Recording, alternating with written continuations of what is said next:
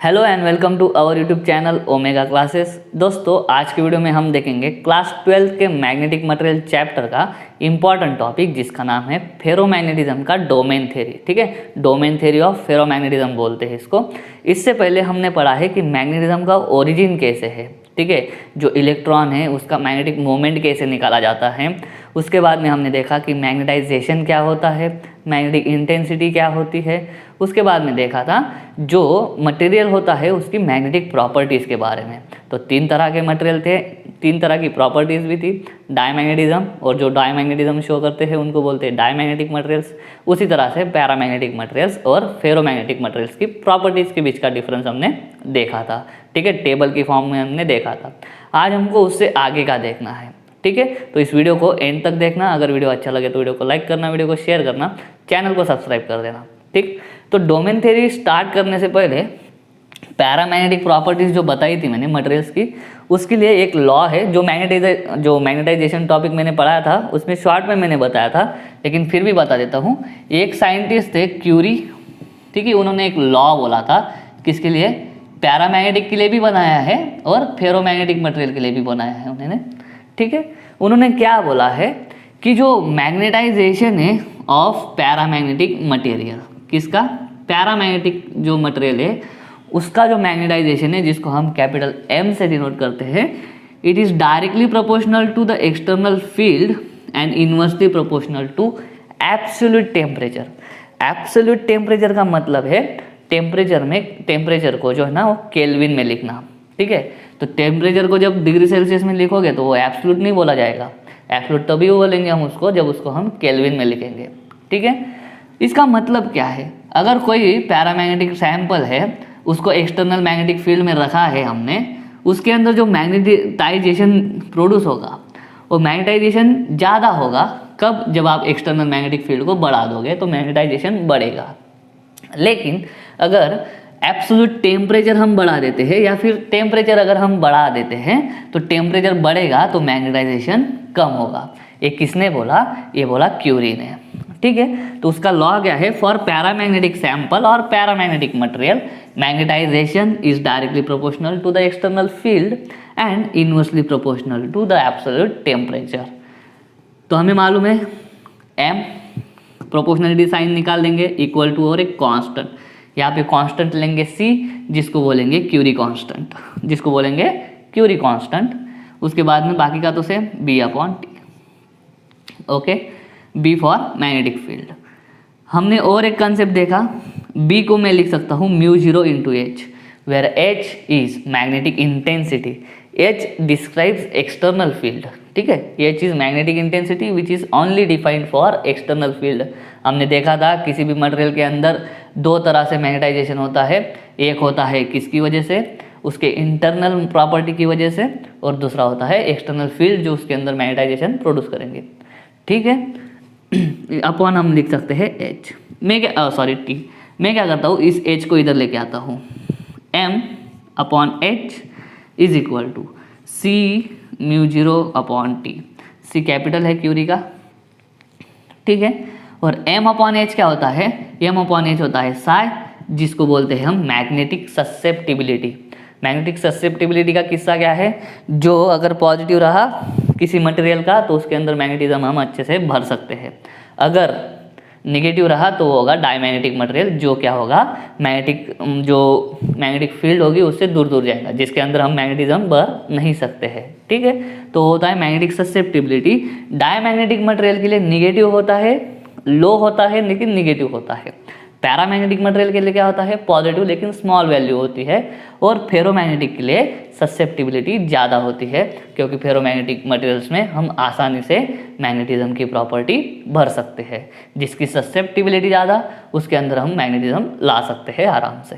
तो M upon H का ratio ही होता है ससेप्टिबिलिटी, जिसको हम लिख देंगे सी म्यू 0 अपॉन टी। बस इतना ही आपको याद रखना है। ठीक है, इतना मैंने छोड़ दिया था प्रॉपर्टीज बताते वक्त टेबल के फॉर्म में, वो अभी मैं कवर कर ले रहा हूँ। अभी हम देखेंगे फेरोमैग्नेटिज्म और उसकी डोमेन थ्योरी। फेरोमैग्नेटिक मटेरियल की प्रॉपर्टीज हम पढ़ चुके हैं, अभी उसका डोमेन थ्योरी हम पढ़ेंगे, डोमेन में क्या होता है। फिर भी फेरोमैग्नेटिक मटेरियल का थोड़ा बहुत बता देता हूँ मैं क्या होता है। फेरोमैग्नेटिक मटेरियल का ससेप्टिबिलिटी जो होता है वो होता है पॉजिटिव, और बड़ी वैल्यू होती है ससेप्टिबिलिटी की पॉजिटिव बड़ी वैल्यू। और क्या होता है, ये जो है जब उसको एक्सटर्नल मैग्नेटिक फील्ड में रखेंगे हम, तो ये मूव होगा कहाँ से, weak part of the field to the strong part, क्योंकि वो अट्रैक्ट होता है, strongly attracted toward the magnet. Example हमको मालूम है, 3 एग्जाम्पल तो रट के ही रखना, आयरन, निकेल एंड कोबाल्ट। ये 3 मटेरियल्स जो है इनको बोलते हैं फेरोमैग्नेटिक मटेरियल्स। ठीक है, बहुत स्ट्रांगली अट्रैक्ट होते हैं। इनके अंदर हम इन मटेरियल्स को यूज़ करके उनके अंदर मैग्नेटिज्म हम भर सकते हैं। करा होगा, अगर एक कोई मैग्नेट है उसको उस पर क्या करेंगे, हम एक नेल लेंगे अच्छी क्वालिटी का, उसको ऐसे उस पर घिस देंगे।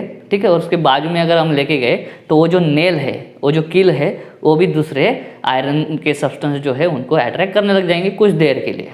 ठीक है, तो उनमें क्या आ जाता है, टेम्पररी मैग्नेटिज्म आ जाता है। परमानेंट मैग्नेट भी हम इनसे बना सकते हैं। ये बहुत इंपॉर्टेंट कंसेप्ट है। ये जो प्रॉपर्टी है फेरोमैग्नेटिक मटेरियल्स की, कि उनको यूज़ करके हम परमानेंट मैग्नेट्स बना सकते हैं। वो कैसे बनता है वो भी मैं बताऊंगा आपको। जो नए हैं इस चैनल का वीडियो देख रहे हैं, चैनल को सब्सक्राइब कर देना, वीडियो को लाइक कर देना। ठीक है, तो फेरोमैग्नेटिक मटेरियल में ऐसा क्या अलग है, तो हम ओरिजिन ऑफ मैग्नेटिज्म पे चलते हैं। डायमैग्नेटिक में क्या होता था, पेयर्ड इलेक्ट्रॉन्स होते थे।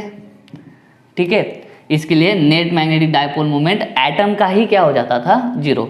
तो बहुत सारे एटम मिलके सब्सटेंस बनता है, तो पूरे का भी क्या हो जाएगा, पूरे सब्सटेंस का नेट मैग्नेटिक डायपोल मोमेंट 0 हो जाएगा।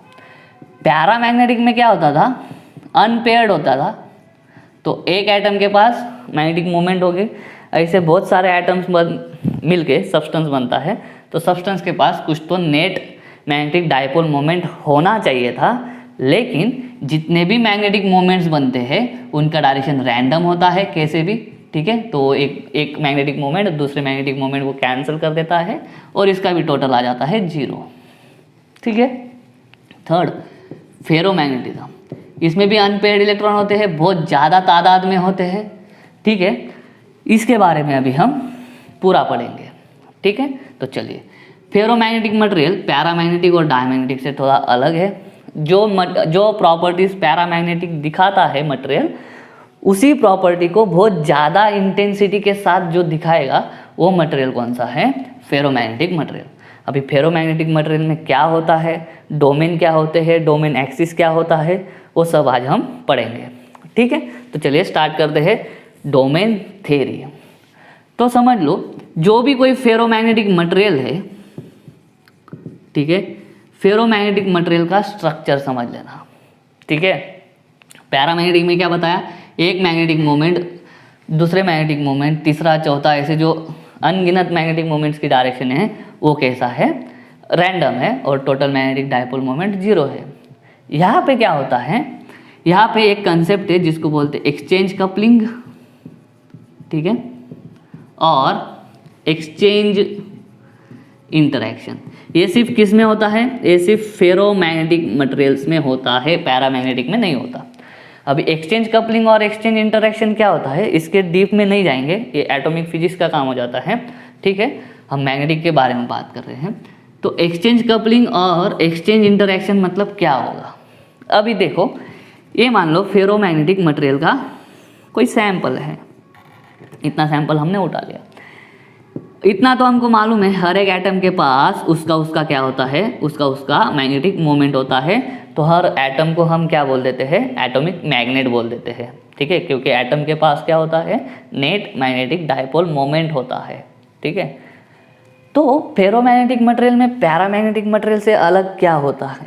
ठीक है, तो उनमें ये वाली प्रॉपर्टी होती है, एक्सचेंज कपलिंग और एक्सचेंज इंटरैक्शन। इसका मतलब क्या, हर मैग्नेट है उसके पास कुछ ना कुछ मैग्नेटिक डायपोल मोमेंट होगा।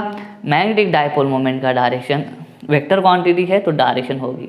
तो एक्सचेंज कपलिंग और एक्सचेंज इंटरैक्शन में क्या होता है, ऐसे एटॉमिक मैग्नेट्स मतलब ऐसे एटम्स जिनका मैग्नेटिक मोमेंट्स का डायरेक्शन सेम है। फिर से एक बार, जिनका मैग्नेटिक मोमेंट्स का डायरेक्शन सेम है, ऐसे एटम्स एक जगह पे आ जाते हैं। मान लो कुछ एटम्स है 10-12, उनका ये वाला डायरेक्शन है, एटॉमिक मैग्नेटिक डायपोल मोमेंट जो है उनका डायरेक्शन ये वाला है। वो किधर भी होंगे, वो इधर एक साथ एक साइड में आ जाते हैं, जिसको बोलते हैं कपलिंग। क्या बोलते हैं उसको? कपल हो जाते हैं। तो बाकी मान लो ऐसे होंगे, तो ऐसे आइटम्स एक जगह पे आ जाएंगे, ठीक है। उसके बाद में किसी इसमें कम हो सकते हैं, कोई ज़्यादा हो सकता है, चलेगा, ठीक है। बाद में किसी का ऐसा हो सकता है, बाद में किसी का ऐसा हो सकता है। तो ऐसे एटम्स या ऐसे एटॉमिक मैग्नेट्स जिनका मैग्नेटिक मोमेंट्स का डायरेक्शन सेम होता है, ऐसे एटॉमिक मैग्नेट्स उस सब्सटेंस में एक एक जगह पे उनका उनका अलग सा एरिया बना लेते हैं। इसने इतना एरिया बना लिया, अभी जो एरिया बनेगा वो भी कोई भी साइज़ का, कोई भी शेप का हो सकता है। इन्होंने इतना एरिया बना लिया, ये एरिया ए, ये एरिया बी, ये एरिया सी, ये एरिया डी। तो ये जो रीजन्स बन गए हैं, ये जो एरियाज बन गए हैं, किसका एरिया है? ये है ऐसा एरिया जिसमें जितने भी एटॉमिक मैग्नेट्स है, उन एटॉमिक मैग्नेट्स के मैग्नेटिक मोमेंट्स की डायरेक्शन क्या है? एक है, सेम है। इधर भी जितने भी एटॉमिक मैग्नेट्स है, उनके मोमेंट्स की, एटॉमिक डायपोल मोमेंट्स की डायरेक्शन सेम है। तो ऐसे रीजन्स जो बनते हैं फेरोमैग्नेटिक मटेरियल के अंदर, जिनका एटॉमिक डायपोल मोमेंट्स का डायरेक्शन सेम होता है, उसको हम बोलते हैं डोमेन्स। ऐसे 4 नहीं, 5 नहीं, बहुत सारे डोमेन्स प्रोड्यूस हो सकते हैं, करोड़ों डोमेन्स प्रोड्यूस होते हैं एक छोटे से फेरोमैग्नेटिक मटेरियल के अंदर।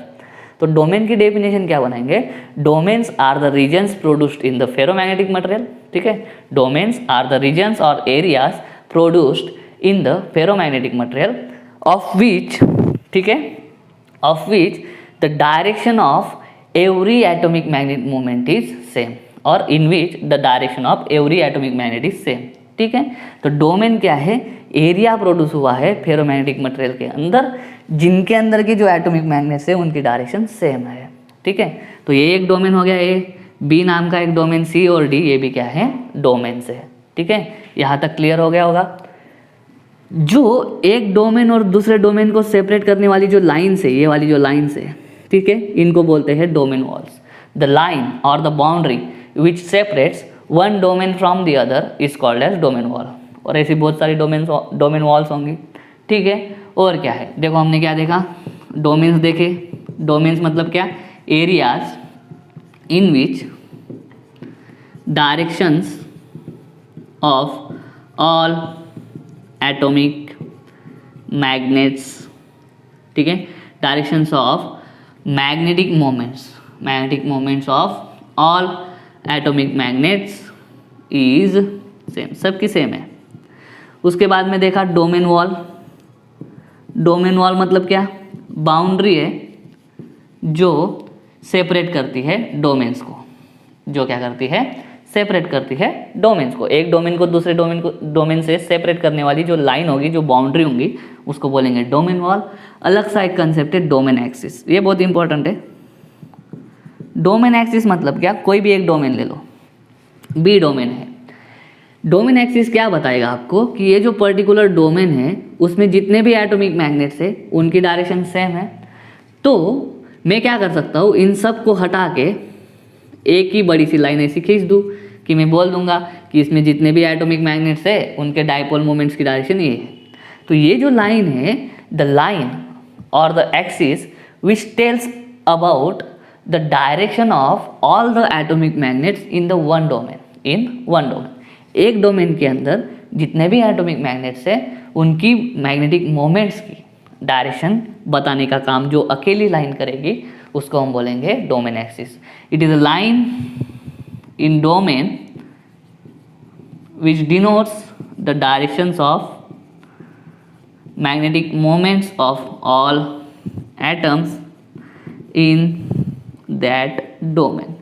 पर्टिकुलर डोमेन के अंदर जितने भी एटॉमिक मैग्नेट्स है, उनके मैग्नेटिक डायपोल मोमेंट्स की डायरेक्शन बताने वाली सिंगल लाइन, उसको हम बोलते हैं डोमेन एक्सिस, ठीक है। और ये जो है, इसको बोलते हैं डोमेन स्ट्रक्चर, इसको बोलते हैं डोमेन स्ट्रक्चर। उम्मीद करता हूँ यहाँ तक समझ में आ गया होगा। अभी हम क्या करेंगे? इस फेरोमैग्नेटिक मटेरियल को ना पहले विदाउट मैग्नेटिक फील्ड ऑब्जर्व करेंगे, उसके बाद में कुछ तो एक्सटर्नल मैग्नेटिक फील्ड लगाएंगे, और उसके अंदर इस फेरोमैग्नेटिक मटेरियल को हम रखेंगे। चाहो तो ये डेफिनेशन का स्क्रीनशॉट ले सकते हो, फिर हम देखते हैं आगे का।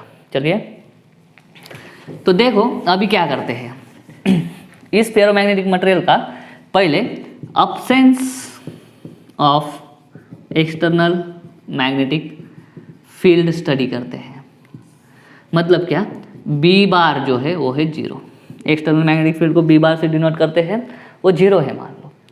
तो अभी देखो ये 4 ही डोमेन निकाले मैंने, ऐसे अनगिनत डोमेन है। और हाँ, मैं बताना भूल गया, जो डोमेन का साइज होता है वो होता है मिलीमीटर्स का फ्रैक्शन। मिलीमीटर्स का फ्रैक्शन मतलब क्या, 10⁻⁻4 मीटर हो सकता है, मतलब 0.1 mm हो सकता है। 10⁻6 मीटर हो सकता है, मतलब मिलीमीटर का 1000 पार्ट भी हो सकता है। इतने छोटे छोटे डोमेन्स होते हैं, ठीक है। और एक डोमेन में, सिर्फ एक डोमेन में इतने छोटे से एरिया में कितने 10⁻10 से लेके 10⁻17 एटम्स बैठ सकते हैं, ठीक है। तो डोमेन साइज ये रहा 10⁻4 मीटर टू 10⁻6 मीटर, स्क्वायर में देना चाहिए लेकिन छोटा है। और एक डोमेन के अंदर इतने एटम्स आ सकते हैं। चलिए इस पे आओ। जब एक्सटर्नल मैग्नेटिक फील्ड 0 होगा, हर एक मैग्नेट के पास कुछ ना कुछ मैग्नेटिक डायपोल मूवमेंट है। हर एक एटम के पास कुछ ना कुछ मैग्नेटिक डायपोल मूवमेंट है। हर डोमेन के पास कुछ ना कुछ मैग्नेटिक डायपोल मोमेंट है। लेकिन जब हम इसको कंबाइन देखेंगे तो इधर का जो मैग्नेटिक डोमेन एक्सिस का जो डायरेक्शन है वो अलग है। इधर का डोमेन एक्सिस जब हम बताएंगे तो इधर का डोमेन एक्सिस इधर है। इधर का डोमेन एक्सिस जब बताएंगे तो इधर का डोमेन एक्सिस इधर है। इधर का डोमेन एक्सिस बताएंगे वो आएगा इधर, और बहुत सारे होंगे। तो ऐसे जो डोमेन एक्सिस है हर एक डोमेन के, वो रैंडम डायरेक्शन में होते हैं। तो रैंडम डायरेक्शन जब हम उसको ऐड करेंगे, उनकी वेक्टर एडिशन करेंगे, तो रिजल्टेंट मैग्नेटिक मोमेंट कितना आएगा, रिजल्टेंट मैग्नेटिक मोमेंट होगा 0। रिजल्टेंट मैग्नेटिक मोमेंट 0 होगा। ये फेरोमैग्नेटिक मटेरियल के अंदर कुछ भी मैग्नेटिक डायपोल मोमेंट नहीं रहेगा। रिजल्टेंट इंडिविजुअल एटम के पास उसका मैग्नेटिक डायपोल मोमेंट है, लेकिन पूरे मटेरियल का जब हम ऐड करेंगे तो एक का मैग्नेटिक डायपोल मोमेंट दूसरे को कैंसिल कर देगा। ऐसे करते करते 0 हो जाएगा और ये कुछ भी नहीं कर पाएगा। ये फेरोमैग्नेटिक मटेरियल ना अट्रैक्ट कर पाएगा ना रिपल तो करता ही नहीं है, दूसरे मैग्नेटिक मटेरियल को, दूसरे फेरोमैग्नेटिक मटेरियल को अट्रैक्ट नहीं कर पाएगा, ठीक है। तो ये था absence of external magnetic field. अभी हम पढ़ते हैं जब हम in presence of external magnetic field. अभी ढंग से देखना, ये डोमेन है। मैंने क्या करा, मैंने इस मटेरियल को एक्सटर्नल मैग्नेटिक फील्ड के अंदर रख दिया। ये है एक्सटर्नल मैग्नेटिक फील्ड की डायरेक्शन। एक्सटर्नल मैग्नेटिक फील्ड की डायरेक्शन है ऐसी। तो क्या होगा, ये जो इसमें अंदर जो डोमेन्स है, ठीक है, ये जो डोमेन एक्सिस है, एक्सटर्नल मैग्नेटिक फील्ड क्या करेगी, इनके जितने भी मैग्नेटिक मोमेंट्स है, ठीक है, सबको अपनी डायरेक्शन के साथ अलाइन करने की कोशिश करेगी। एक्सटर्नल मैग्नेटिक फील्ड क्या बोलती है, मेरी डायरेक्शन ऐसी है, मैं ऐसी हूँ, तो इनको ऑर्डर दिया जाता है, ये ऑर्डर देती है इनको कि तुम्हारी भी डायरेक्शन वैसी कर लो, ठीक है। तो ये जो डोमेन है इसको करने का कोई ज़रूरत है नहीं, क्योंकि वो ऑलरेडी उसी डायरेक्शन में है, ठीक। एक्सटर्नल मैग्नेटिक फील्ड और क्या करेगी, ये जो है इनको भी ऐसा टर्न करेगी, इनको भी क्या करेगी, ऐसा टर्न करेगी अपनी डायरेक्शन की तरफ लाने के लिए। कुछ भी करके एक्सटर्नल मैग्नेटिक फील्ड इतना ट्राई करेगी कि सब एटॉमिक मैग्नेट्स की जो एटॉमिक मैग्नेटिक मोमेंट्स की जो डायरेक्शन है वो कैसी हो जाए, अपनी खुद की डायरेक्शन की तरह। तो उससे क्या होगा, ये जो डोमेन की साइज जो है, ठीक है, ऐसा डोमेन जिसके अंदर का डोमेन एक्सिस की डायरेक्शन एक्सटर्नल फील्ड के डायरेक्शन के जैसी है, वो वाले डोमेन की साइज बढ़ती जाएंगी और बाकी डोमेन की साइज छोटी छोटी हो जाएंगी। तो क्या हो जाएगा, कुछ भी कैसी भी डायरेक्शन में बता सकता हूँ, ऐसा मान लो, ठीक है, और ये छोटा सा मान लो, ये क्या हो गया, ये बढ़ गया। और बाकी ये जो है इनकी जो डायरेक्शन है, फॉर सिंप्लिसिटी मैं क्या करता हूँ, इसको ऊपर मान लेता हूँ, इसको नीचे मान लेता हूँ और इसको ऐसे मान लेता हूँ। ये एक्सटर्नल मैग्नेटिक फील्ड क्या करेगी, इसको भी ऐसा थोड़ा रोटेट कर देंगी। तो ये स्ट्रेट है ना ऊपर, ये थोड़ा ऐसा हो जाएगा, पूरा तो ऐसा नहीं हो सकता, पूरा ऐसा हो गया तो फिर ये भी इसमें आ जाएगा, थोड़ा ऐसा हो जाएगा। ये ऐसा है, इसको थोड़ा ऐसा घुमा देगी तो ये ऐसा हो जाएगा। ये इधर है तो इधर ऐसा या ऐसा घुमा के किधर भी करके टिल्ट कर देंगी, वो भी ऐसा हो जाएगा, ठीक है। टॉर्क लगेगा ना, एक्सटर्नल मैग्नेटिक फील्ड क्या करती है, हर एक मैग्नेटिक डायपोल मोमेंट, हर एक मैग्नेटिक डायपोल पे क्या लगाती है, टॉर्क। तो टॉर्क लगा के उनको घुमाने का ट्राई करते रहेंगे। ऐसा डोमेन जिसकी डोमेन एक्सिस की डायरेक्शन एक्सटर्नल फील्ड के डायरेक्शन जैसी है, उस डोमेन की साइज बढ़ती जाएंगी। जैसे जैसे आप एक्सटर्नल मैग्नेटिक फील्ड बढ़ाते जाओगे वैसे वैसे ये वाले डोमेन का साइज बढ़ते जाएगा। ठीक है, तो अभी देखना ये वाले जो एटॉमिक डोमेन है, सॉरी एटॉमिक मैग्नेट से, उनका डायपोल मोमेंट ज़्यादा है, बहुत ही ज़्यादा है। और इनमें से इन तीनों का मैग्नेटिक मोमेंट अगर ऐड सब्ट्रैक्ट जो भी हो, वो ऐड सब्ट्रैक्ट होने के बाद नेट डायपोल मोमेंट जो आएगा वो कुछ ना कुछ फाइनाइट आएगा। पहले क्या होता था, जीरो होता था। पहले क्या होता था, जीरो होने के कारण कुछ इसमें मैग्नेटिक प्रॉपर्टी नहीं थी। ठीक है, अट्रैक्ट कर नहीं पाता था।